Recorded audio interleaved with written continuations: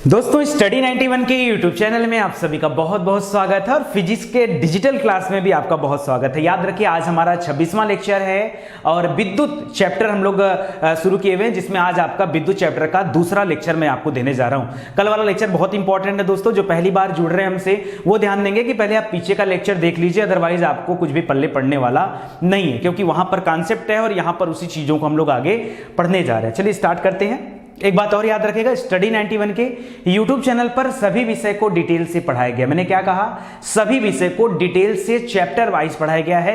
तो आप हमारे YouTube चैनल के प्लेलिस्ट में आकर के डिटेल से कोई भी सब्जेक्ट आकर के पढ़ सकते हैं। ठीक है, चलिए स्टार्ट करते हैं। दोस्तों आज हमारा टॉपिक है पहला विद्युत क्षेत्र, जिसको इंग्लिश में इलेक्ट्रिक फील्ड के नाम से जाना जाता है। अच्छा, ये इलेक्ट्रिक फील्ड होता क्या है? अगर जनरली हम पूछें आपसे तो आप यही कहोगे सर, जहां पर हमें करंट का एहसास हो वह क्षेत्र क्या कहलाता है, वहीं से वो क्षेत्र शुरू होता है। और यही हर करंट का अपना एक क्षेत्र होता है, इलेक्ट्रिक का अपना एक क्षेत्र होता है कि कहां से कहां तक इलेक्ट्रिक जो है काम करता है, उसका एक फील्ड होता है, उसी को इलेक्ट्रिक फील्ड कहा जाता है। आपका कहना बिल्कुल सही है, लेकिन फिजिक्स में जब आप आओगे तो यहां पर आपको थोड़े से अलग शब्दों का इस्तेमाल करना होता है। सुनिएगा मेरी बात को ध्यान से, आपकी बातों को फिजिक्स में किस तरह से प्रेजेंट किया जाता है वो मैं आपको बता रहा हूं। अच्छा एक बात बताओ, आपको कैसे पता चला कि किसी स्थान पे वहां पर इलेक्ट्रिक फील्ड है? आपको कैसे पता चला? यानी आपको महसूस हुआ होगा, कुछ झटका वटका लगा होगा, तभी आपका मानना होगा कि भाई वहां पे इलेक्ट्रिक फील्ड है कोई ना कोई। तो वो बात बिल्कुल सही है, लेकिन ये होता कैसे? सुनिए, कह रहा है किसी विद्युत आवेश के चारों तरफ, किसी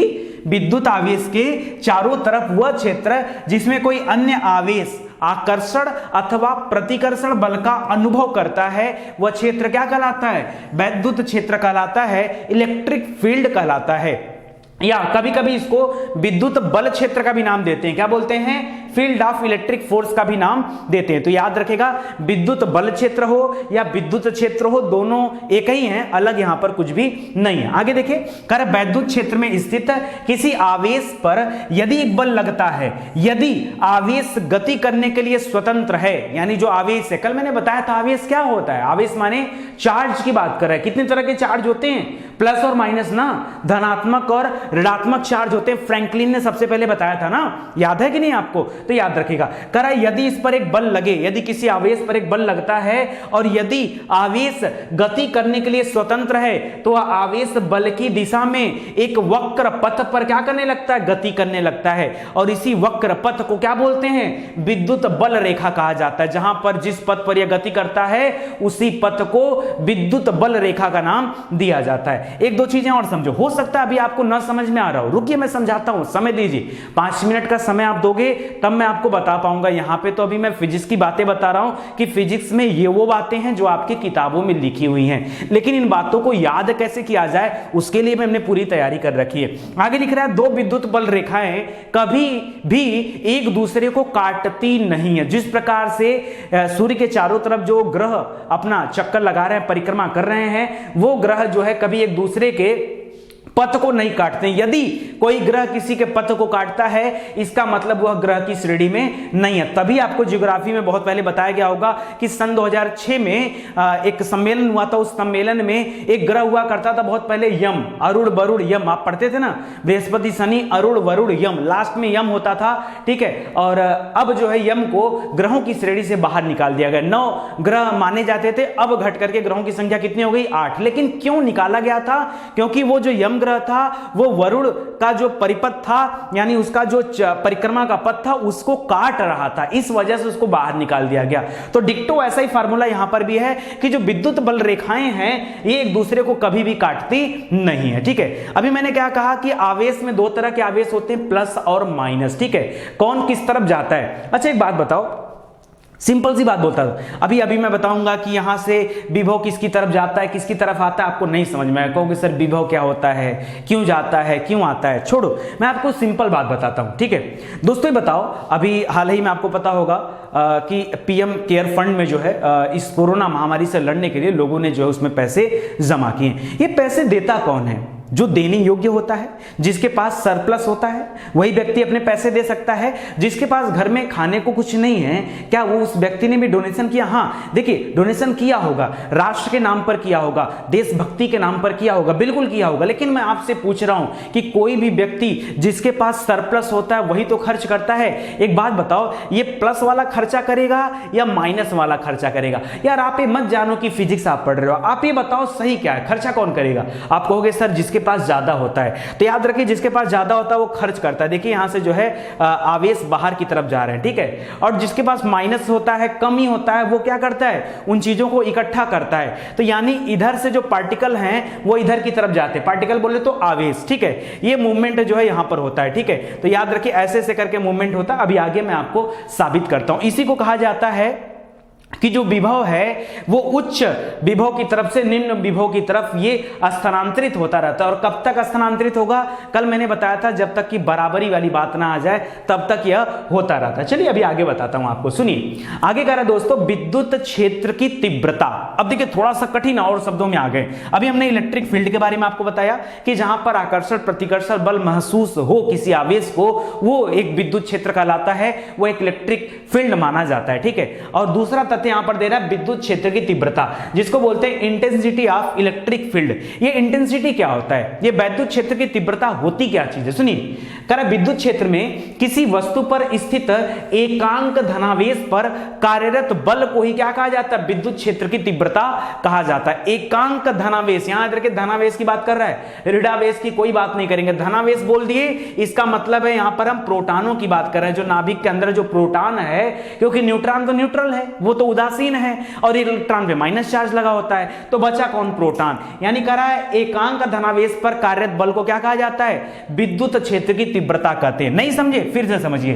कह रहा आवेश पर लगने वाले बल तथा आवेश के अनुपात को उस बिंदु का विद्युत क्षेत्र की तीव्रता कहा जाता है। इसीलिए जो फार्मूला बनता है वो क्या बनता है? विद्युत क्षेत्र की तीव्रता, यानी इंटेंसिटी जो होता है, इंटेंसिटी बोले तो ई बराबर क्या हो जाता है भाई? विद्युत बल पर ही आवेश लग रहा है ना, दोनों के अनुपात को कह रहे हो, तो बल मतलब क्या हो जाएगा? फोर्स, और आवेश मतलब क्या हो जाएगा? कूलाम। आवेश का मात्रक क्या होता है? कूलाम, ठीक है। तो याद रखिए हो जाएगा क्या? यानी E बराबर F अपान Q। ये जो फार्मूला आता है वो यहीं से फार्मूला पैदा होता है, ठीक है। आप सिंपली इस फार्मूला को देख करके बोल सकते हो कि विद्युत क्षेत्र की तीव्रता क्या होती है। याद रखिए विद्युत बल और आवेश के अनुपात को विद्युत क्षेत्र की तीव्रता कहा जाता है, ठीक है। समझ में आ रहा है? अच्छा, इस फिगर को देख करके आपको कुछ समझ में आ रहा है? देखिए यहां पर माइनस है, यहां पे प्लस है।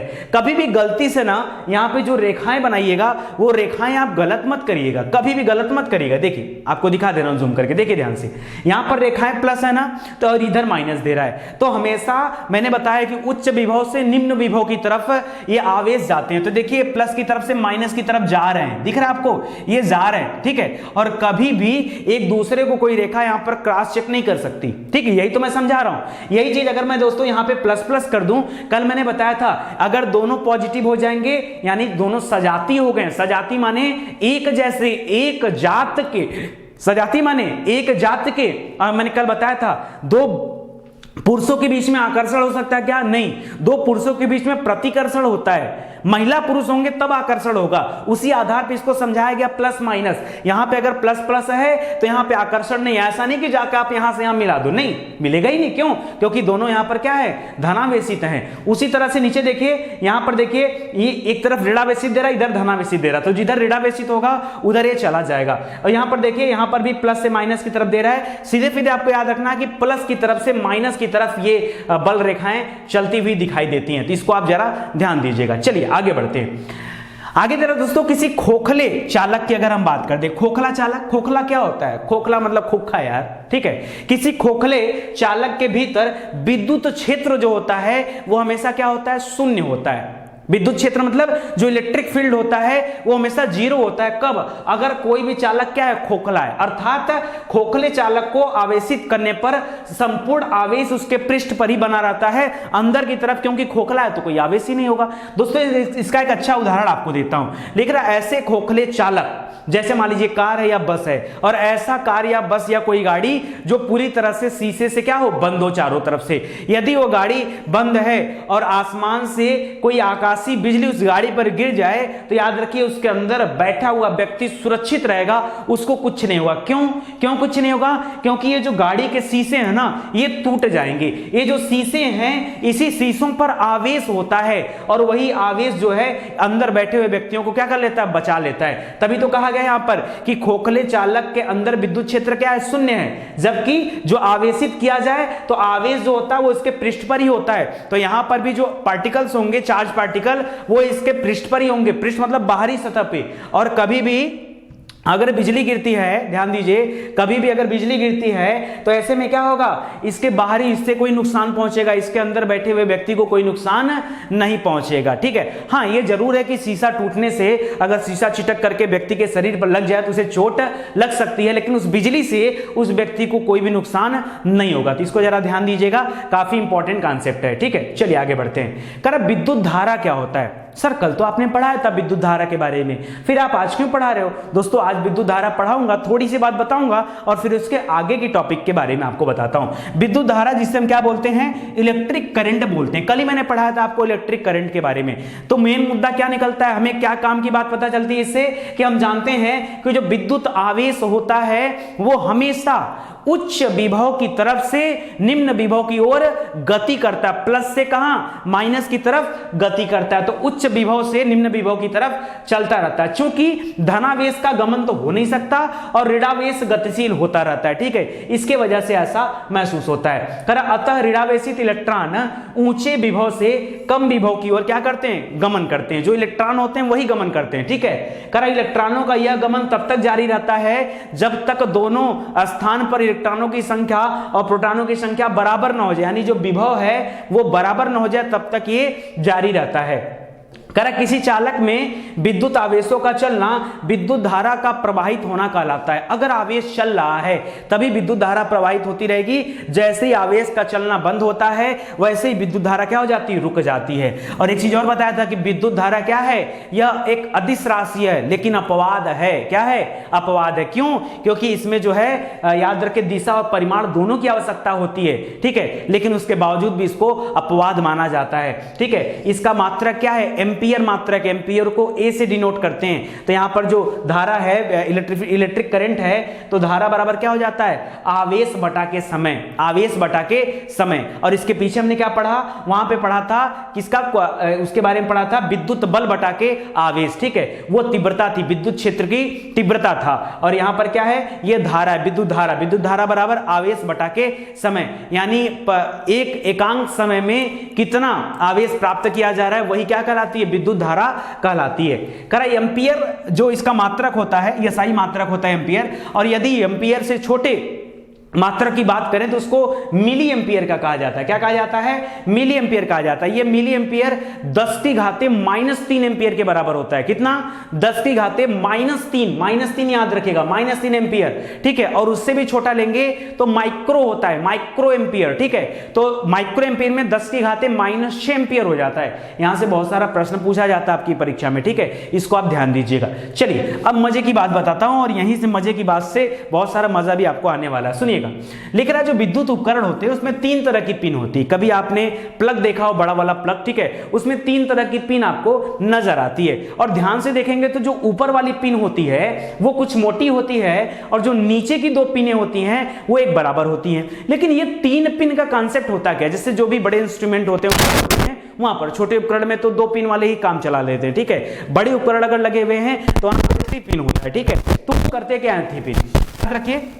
3 पिन में जो मोटा वाला सबसे ऊपर वाला जो हिस्सा होता है अर्थिंग बताता है। अर्थिंग यानी अर्थ को सपोर्ट करता है। ठीक है, वह अर्थ से संबंधित होता है। ठीक है, आपके घरों में जो है जो ऊपर वाला पिन होता है वो अर्थिंग के लिए होता है। ठीक है, तो वो जो प्लग होता है ना, मैं आपको दिखा नहीं पा रहा हूं, यहाँ पे कुछ है नहीं मेरे पास अवेलेबल, वरना मैं आपको दिखा देता। ठीक है, एक है लेकिन बोर्ड बंद हो जाएगा।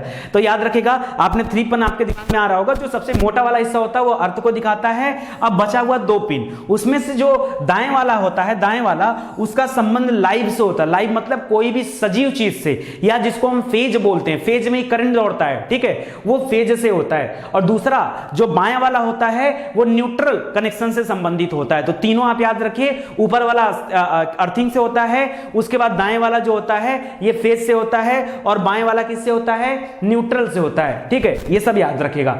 आगे लिख रहा है अर्थ का कनेक्शन इसलिए किया जाता है ताकि उपकरण जैसे ही लाइव सर्किट से जुड़े तो सबसे पहले पृथ्वी से जाके जुड़ जाए, ताकि किसी तरह की अनियंत्रित अगर वोल्टेज मिल रही है या ज्यादा वोल्टेज आ गया तो वो धरती पे चला जाए। इसीलिए घरों में अर्थिंग दिया जाता है। जब कहीं लाइट का पोल वगैरह बनता है तो वहां पर अर्थिंग होती है। आपके घर में भी अर्थिंग होगा, आपको पता ना होगा शायद, लेकिन आप घर में पूछेंगे तो आपको पता होगा। अर्थिंग बहुत आवश्यक होता है। ठीक है, अर्थिंग अगर है तो याद रखिए आपके घर में सर्किट नहीं कोई मतलब है, जैसे अगर कभी बिजली गिर रही तो उसका कोई इंपैक्ट नहीं पड़ता है, क्योंकि जो भी बिजली है वो जमीन में चला जाता है, तो वो सबसे बड़ा अर्थ ही स्रोत माना जाता है। इसको ध्यान दीजिएगा। चलिए आगे बढ़ते हैं। पदार्थों में विद्युत धारा का प्रवाह कैसे होता है और किन किन चीजों में होता है उसके बारे में देख लेते हैं। कल मैंने पढ़ाया था धातुओं के बारे में। मैंने कहा था मेटल्स में, यानी इन मेटल के अंदर विद्युत धारा का प्रवाह कैसे होता है। मैंने कहा था जितनी भी धातुएं होती हैं, चाहे सोना, चांदी, लोहा, पीतल, तांबा,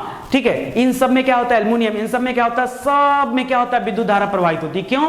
क्योंकि विद्युत के सुचालक माने जाते हैं। ठीक है, ये कंडक्टर माने जाते हैं। यहां से विद्युत धारा बड़े आसानी से प्रवाहित हो जाती है। और इन सभी धातुओं में जो चांदी है वो विद्युत का सबसे अच्छा सुचालक माना जाता है। हर एग्जाम में क्वेश्चन आता है कि सबसे अच्छा सुचालक विद्युत का कौन होता है, तो क्या बताएंगे, चांदी होता है। दूसरा याद रखिए, विलयन में, इन सॉल्यूशंस, ठीक है, सॉल्यूशन में क्या विद्युत धारा का प्रवाह होता है क्या, तो याद रखिए जो आसुत जल होता है वो विद्युत का कुचालक माना जाता है। कुचालक माने नॉन कंडक्टर, वहां पर विद्युत धारा का गमन नहीं होता है। कल एक बच्चे ने पूछा था कमेंट करके, सर ये आसुत जल क्या होता है। भैया आसुत जल माने होता है प्योर वाटर। आसुत जल माने क्या होता है, शुद्ध जल, प्योर वाटर जो होता है उसको आसुत जल कहते हैं। आसुत जल जो होता है, ध्यान दीजिएगा, ये क्योंकि आसुत जल में किसी भी तरह की अम्लीयता या क्षारीयता नहीं होती है, इस वजह से, भाई पीएच मान 7 होता है इसका, तो अम्लीयता क्षारीयता नहीं होती, इस वजह से यहां पर विद्युत धारा का प्रवाह नहीं होता है। लेकिन यदि इसमें किसी भी तरह के अम्लीय पदार्थ, किसी तरह के क्षारीय पदार्थ, किसी तरह का लवण यदि मिला दिया जाए या अशुद्धियां मिला दी जाए, तो याद रखिए फिर यह क्या हो जाएगा, विद्युत धारा का चालक हो जाएगा। मतलब यहां पर कंडक्टर ये भी माना जाएगा। ठीक है, तो याद रखिएगा ये भी इंपॉर्टेंट है। अब ये यदि वाला जो कॉन्सेप्ट है ना, ये आपसे परीक्षा में पूछ लेता है, क्योंकि लोगों को ही पता है कि जल में जो विद्युत धारा जा सकती है, लेकिन आसुत जल में नहीं, आसुत जल में नहीं। एक एक कॉन्सेप्ट पे प्रश्न बनता है आपसे। आगे देखिए, कर अम्लों तथा क्षारों और लवणों के जलीय विलयनों में विद्युत धारा का प्रवाह धनात्मक या ऋणात्मक दोनों आवेशों की गति से होता है। विद्युत सेलों में, अच्छा आपने विद्युत सेल देखा होगा, कल मैं आपको विद्युत सेल के बारे में पढ़ाऊंगा। ठीक है, विद्युत सेल, बैटरी वगैरह, ठीक है, उसमें देखेंगे तो उसमें विद्युत सेलों में जल नहीं डाला जाता, वहां पे विलयन में अम्लों का इस्तेमाल होता है या फिर किसी तरह के क्षारीय पदार्थों का इस्तेमाल होता है, तब वहां पर विद्युत धारा का गमन हो पाता है। तो याद रखिए जो ये सेल होते हैं वहां पर धारा प्रवाह इसी वजह से होता है। ठीक है, आगे बढ़ते हैं। गैसों में नॉर्मली हम अगर बात करें, सामान्यतः देखा जाए तो जो गैस होते हैं ये कुचालक होते हैं, विद्युत धारा के कुचालक होते हैं। किंतु यदि किसी गैस को बंद नलिका पर क्या कर दिया जाए, अत्यंत कम दाब पर क्या कर दिया जाए, गैसों में को वहां पर स्टोर कर लिया जाए, तो वहां पर जो है विद्युत का सुचालक वह माना जाएगा। ठीक है, जब कम दाब पर आप स्टोर कर लेंगे तो माना जाएगा, अदरवाइज जो गैस होता है वो विद्युत का कुचालक होता है। आगे देखिए, अर्धचालक में, जिसको हम सेमीकंडक्टर बोलते हैं। सेमीकंडक्टरों की खासियत होती, कल मैंने बताया था, ये नॉर्मली क्या होते हैं, कुचालक होते हैं, लेकिन किसी किसी कंडीशन में ये सुचालक भी हो जाते हैं। उसके लिए कुछ कंडीशन होती है,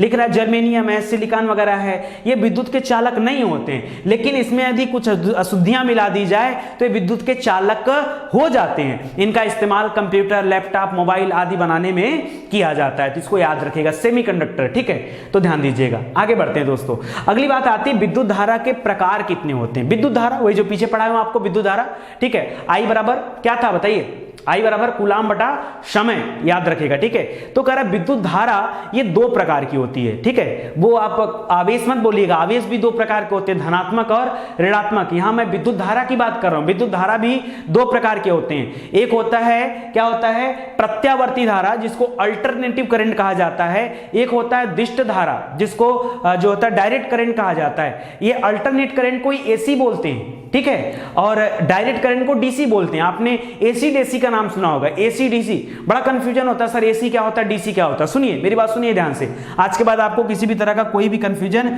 नहीं होगा, जो मुझे लगता है।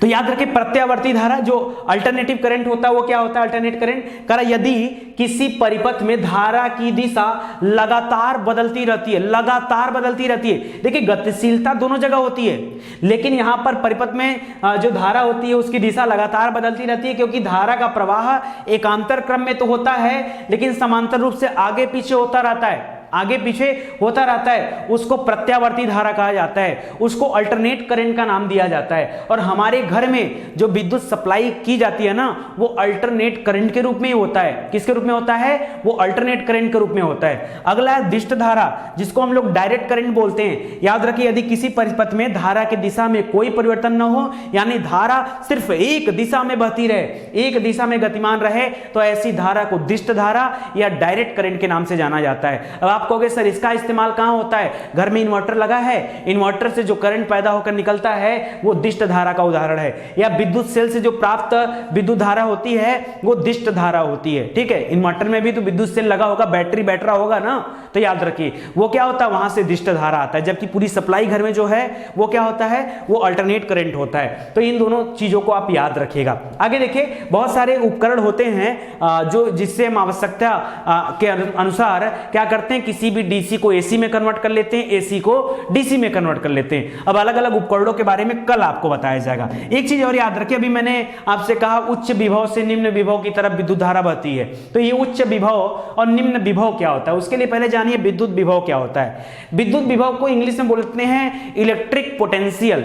ये इलेक्ट्रिक पोटेंशियल के बारे में आपको नहीं पता होगा, बट पोटेंशियल शब्द से आप सभी वाकिफ होंगे। जैसे अगर मैं कुछ बच्चों से कहूं भाई यार आप लोग आईएएस का एग्जाम क्यों नहीं देते, यूपीएससी दीजिए ना, ठीक है, तो आप कहोगे यार हमारा पोटेंशियल उतना नहीं है। ठीक है, मतलब हम एफर्ट उतना नहीं लगा पाएंगे क्योंकि हम कमजोर हैं, ऐसा महसूस आप करते हो। ठीक है, लेकिन एक बात याद रखो, अगर मेहनत करो तो दुनिया में कुछ भी हासिल किया जा सकता है, कुछ भी कठिन नहीं है। बस आपके अंदर पाने की इच्छा होनी चाहिए। अगर जिस दिन इच्छा जाग गया आप दुनिया में कुछ भी पा सकते हो। दुनिया में कुछ भी कठिन नहीं है यार, कुछ भी नहीं कठिन है। ठीक है, बस आप इच्छा तो करो। तो ये जो पोटेंशियल होता है, पोटेंशियल शब्द से आप सभी वाकिफ होंगे। इलेक्ट्रिक पोटेंशियल भी कुछ वैसा ही है। सुनिए लिख रहा है इकाई धनावेश को किसी बिंदु पर अनंत से लाने पर, अनंत माने उसकी दूरी का पता नहीं, भाई नजदीक भी हो सकता है, दूर भी हो सकता है, बहुत दूर भी हो सकता है। ठीक है, अनंत माने किसी स्थान से किसी एक बिंदु पर लाने पर जितना कार्य करना पड़ता है वही इस बिंदु का क्या कहलाता है, विद्युत विभव कहलाता है। अरे आपको पकड़ के लाऊं और इस बिंदु पर लाऊं कि नहीं, आपका मानसिकता अभी आप अनंत में जी रहे हो। ठीक है, कि हम कुछ नहीं कर सकते हैं। अब आपको किसी एक टारगेट पे लेके आऊं तो आपको लाने में जितना कार्य करना पड़ेगा, ठीक है, वही क्या कहलाता है, विद्युत विभव कहलाता है। एग्जांपल है सुनिएगा। अच्छा एसआई मात्रक इसका क्या होता है, बोल्ट, बोल्ट। ठीक है, बोल्ट को V से डिनोट करते हैं, याद रखेगा। और ये एक अदिश राशि है। क्या है, अदिश राशि है। ठीक है, विद्युत धारा क्या थी, विद्युत धारा वो भी अदिश राशि था, वो तो आपका अपवाद के रूप में था। ठीक है, तो उसको भी याद रखेगा। ठीक है, आगे देखिए। अच्छा विद्युत क्षेत्र की तीव्रता वो सदिश राशि है। क्या है, सदिश थी विद्युत क्षेत्र की तीव्रता, याद रखेगा उसको भी, बहुत इंपॉर्टेंट है। ठीक है, जहां मैंने बताया था विद्युत क्षेत्र की तीव्रता यानी इंटेंसिटी बराबर क्या होता है, बताइए, फोर्स अपॉन विद्युत बल बटा के कूलाम। ठीक है, याद रखेगा, क्यू याद रखेगा, आवेश जिसको बोलते हैं। आगे देखिए बोल्ट क्या होता है, यहां पे बोल्ट आ गया तो बोल्ट क्या होता है, लिख रहा है एक कूलाम के आवेश को यदि किसी बिंदु तक लाने में 1 जूल कार्य करना पड़ता है तो उस बिंदु का जो विभव होता है वो 1 वोल्ट माना जाता है। कितना माना जाता है, 1 वोल्ट माना जाता है। इस लाइन को आप याद रखिएगा, आगे बहुत काम आएगा ये लाइन। अच्छा विभवांतर क्या होता है, कह रहा है पोटेंशियल डिफरेंस क्या होता है। ध्यान से सुनिए, दो बिंदुओं के बीच विभव का जो अंतर होता है, दो बिंदुओं के बीच विभव अलग अलग हो सकता है, एक का विभव दूसरे का विभव, तो ये विभव का जो अंतर होता है वही विभवांतर होता है। विभव धन अंतर बराबर विभवांतर, तो याद रखिएगा विभवांतर होता है। इसका मात्रक भी क्या होता है, वोल्ट ही होता है। विभवांतर का क्या होता है, वोल्ट होता है। चलिए अब बढ़ते हैं हम लोग शक्तिमान के एपिसोड 2 में, जिसमें मैं आपको बताऊंगा छोटी छोटी मगर मोटी बातें। सुनिएगा ध्यान से, अभी तक 2 लेक्चर आपका कंप्लीट हुआ, तो 2 लेक्चर में कितनी बातें आप याद रखेंगे जरा ध्यान दीजिएगा। देखिए पहला पॉइंट है आपके एग्जाम पॉइंट ऑफ व्यू से बहुत इंपॉर्टेंट है, ध्यान सुनिएगा। करा धातुओं में विद्युत चालन की क्रिया किसके कारण होती है, भाई ये विद्युत चालन होता क्यों है, कल ही मैंने बताया था मुक्त इलेक्ट्रॉनों की वजह से। ये इलेक्ट्रॉन ही तो गमन करते हैं, इसी की वजह से यह विद्युत चालन हो पाता है या विद्युत धारा में विद्युत प्रवाहित हो पाती है इलेक्ट्रॉनों के मुक्त होने की वजह से, तभी वो गमन करते हैं। लिख रहा है विद्युत धारा कौन सी राशि है? विद्युत धारा आ से अदिश, कल ही पढ़ाया था आपको ना, याद रखेगा। अपवाद के रूप में जाना जाता है, ध्यान दीजिएगा। अदिश राशि है लेकिन इसमें दिशा और परिमाण दोनों की जरूरत होती है, ठीक है। आगे देखिए, करा आवेशों के लिए ऋणात्मक एवं धनात्मक पदों का प्रयोग सर्वप्रथम किसने किया था? फ्रैंकलिन ने किया था। किसने किया था? बेंजामिन फ्रैंकलिन, ठीक है। तो फ्रैंकलिन याद रखेगा, धनात्मक और ऋणात्मक शब्द का इस्तेमाल जो है आवेश के लिए यानी चार्जिंग के लिए, ठीक है, कि प्लस चार्ज है माइनस चार्ज है, इसके इस्तेमाल किसने किया था? फ्रैंकलिन ने किया था। विद्युत विभव का एसआई मात्रक क्या होता है? वोल्ट। क्या होता है? वोल्ट। वोल्ट होता है या कभी कभी इसको जूल प्रति कूलाम भी कहा जाता है। क्या कहा जाता है? जूल प्रति कूलाम भी कहा जाता है। आगे देखिए, करा इलेक्ट्रॉनिक उपकरणों में प्रयुक्त होने वाले ट्रांजिस्टर, ट्रांजिस्टर जानते हैं ना? अरे वही यार जो कंप्यूटर में होता है, मोबाइल में होता है, टीवी में होता है, वहां पे ट्रांजिस्टर लगे होते हैं। ये ट्रांजिस्टर जो होते हैं ये सेमीकंडक्टर होते हैं। मैंने बताया सेमीकंडक्टर क्या होता है, बताइए? जिसमें यदि अशुद्धियां मिला दी जाएं तो विद्युत की सुचालक हो जाती हैं, अदरवाइज वो क्या होती हैं? कुचालक होती हैं, जैसे जर्मेनियम, जैसे सिलिकॉन, ये सब तो याद रखेगा, ठीक है। ये इंपॉर्टेंट है, ये सेमीकंडक्टर होते हैं, उसको अर्धचालक कहा जाता है। सबसे अच्छा चालक किसको माना जाता है? चांदी को। किसको माना जाता है? सबसे बेहतरीन चालक किसको माना जाता है? चांदी को माना जाता है, तो याद रखिएगा। करा आवेशन की क्रिया में किसका स्थानांतरण होता है? इलेक्ट्रॉन का होता है। अरे ऑप्शन में दे देगा इलेक्ट्रॉन, प्रोटॉन, न्यूट्रॉन, क्या बताएंगे? इलेक्ट्रॉन का स्थानांतरण होता है क्योंकि यही मुक्त अवस्था में होते हैं। विद्युत आवेश का क्या मात्रक होता है? विद्युत आवेश का मात्रक कूलाम होता है। क्या होता है? विद्युत आवेश का मात्रक कूलाम होता है, ठीक है, याद रखेगा, बहुत इंपॉर्टेंट है। करा आवेश किस प्रकार की अदिश राशि है? अ से आवेश, अ से अदिश राशि। क्या है? आवेश क्या है? यह अदिश राशि होती है। विद्युत धारा क्या है? यह अदिश राशि होती है। विद्युत क्षेत्र की तीव्रता क्या है? यह सदिश राशि होती है। विद्युत क्षेत्र की तीव्रता इंटेंसिटी बराबर क्या होता है? विद्युत बल बटा के कूलाम होता है, याद रखिएगा। आगे देखिए, करा आवेश, यहाँ पे वर्तनी सुधार करिए, आवेश ऐसे लिखा जाएगा, ठीक है, बड़ा सा। करा आवेश संरक्षण का नियम क्या है? आवेश संरक्षण का नियम यह होता है कि आवेश न तो नष्ट हो सकता है न तो उसका पुनर्जन्म हो सकता है, यानी पैदा हो सकता है, ठीक है। जिस तरह से ऊर्जा न नष्ट होती है न पैदा की जा सकती, ऊर्जा को स्थानांतरित मतलब बदल दिया जाता है, उसका रूप परिवर्तित हो जाता है, ठीक है। हमें लगता है पैदा हो गई, पैदा नहीं होती है, ठीक है। उसी तरह से आवेश संरक्षण का सिद्धांत है। विद्युत आवेश संबंधी सर्वप्रथम प्रयोग किसने किया था? तो यूनान के एक वैज्ञानिक थे थेल्स, उन्होंने किया था। क्या किया था? क्या किया था बताइए? अंबर नामक पदार्थ को ऊन में ले जाकर रगड़ा था और उससे आकर्षण प्रतिकर्षण का बल उनको देखने को मिला था। 600 BC में इन्होंने ऐसा काम किया था। आज से 2600 साल पहले काम किया था, कल पढ़ाया था आपको, ध्यान दीजिएगा।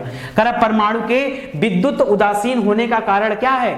परमाणु के विद्युत उदासीन होने का कारण क्या है? याद रखिए, परमाणु में इलेक्ट्रॉन व प्रोटॉन की संख्या हमेशा बराबर होती है। एक प्रोटॉन पर जितना धनावेश होता है उस इलेक्ट्रॉन पर उतना ही ऋणावेश होता है, तभी तो क्या होता है? न्यूट्रल स्थिति में होता है। और याद रखिए, इसके नाभिक में प्रोटॉन और न्यूट्रॉन होते हैं और इलेक्ट्रॉन इसके चारों तरफ चक्कर लगाता है। किसके चक्कर में चक्कर लगाता है? तो नाभिक का चक्कर जरूर लगाता है, लेकिन संबंध प्रोटॉनों के साथ होता है, क्योंकि न्यूट्रॉन क्या होता है? न्यूट्रल होता है। आज के लिए दोस्तों बस इतना ही। धीरे धीरे इस टॉपिक को पढ़िएगा क्योंकि बड़ा कंफ्यूजन वाला टॉपिक है, ठीक है। और मुझे लगता है 2-3 लेक्चर में आपका कंप्लीट हो जाएगा। और फिजिक्स के अलावा आज से आपकी ज्योग्राफी की भी क्लास दी जा रही है, तो उसको भी आप जो है रेडी रहेगा पढ़ने के लिए। आप सभी का धन्यवाद। मिलते हैं अगले लेक्चर में, तब तक के लिए जय हिंद, जय भारत। वीडियो को शेयर करना दोस्तों मत भूलिए। देखिए, हाथ जोड़कर निवेदन है, ईमानदारी के साथ पढ़ाया जा रहा है। अगर आप हमारा सहयोग करेंगे तो इस तरह से क्लासेस आगे भी चलती रहेंगी, बशर्ते आपका सहयोग अपेक्षित है, ठीक है। वीडियो के पीछे आपको शेयर बटन दिया हुआ है, तो आप शेयर करिए। एक चीज और याद रखिएगा, आप इसके अलावा आप हमारी वेबसाइट से जुड़िए जिसका नाम study91.co.in। वहां पर बहुत सारे प्रश्न उत्तर आपको मिल जाएंगे और बहुत जल्द एप्लीकेशन भी आ रहा है, तो एप्लीकेशन को लेकर के आपके अंदर बड़ी उत्सुकता होगी कि जल्दी से मिलता और बहुत कुछ आपको पढ़ने के लिए मिलेगा। और एक बार अगर एप्लीकेशन आपने पढ़ लिया ना, वाकई आपकी जिंदगी में पढ़ना इतना आसान हो जाएगा जिसकी आप कल्पना नहीं कर सकते, ठीक है। चलिए, खैर जब आएगा तो देखा जाएगा। आप सभी का धन्यवाद। मिलते हैं अगले लेक्चर में। जय हिंद, जय भारत। हंसते रहें, मुस्कुराते रहें।